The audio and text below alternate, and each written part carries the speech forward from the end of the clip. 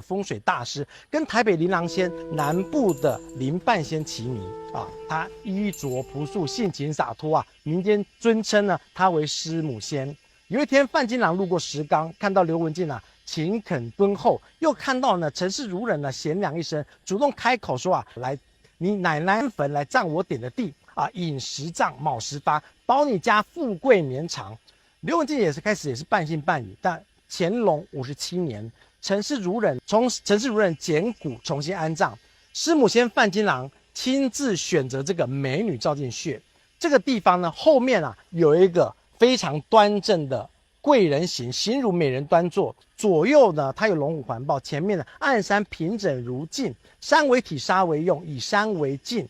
藏风聚气，人丁呢财丁两旺，科举昌盛。旁边人看了直摇头啊，一般认为啊，这个地方呢，过去葬了很多人都不发，可是为什么就葬你就会发呢？刘文静咬着牙照做，饮食下葬，近在天命。等到他的是做梦都想不到一场天大的机遇朝他扑面而来，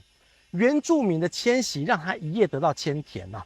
陈氏孺人下葬没多久，石冈突然发生巨变，当地的原住民啊，因为犯事官府追责。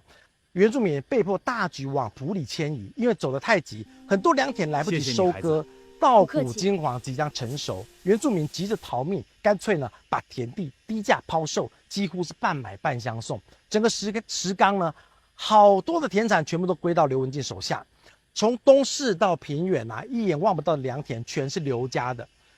光收割田里的稻谷赚的钱就远超过买地的成本，等于是买田地白送。卖豆腐的穷小子一夜之间成了石冈最大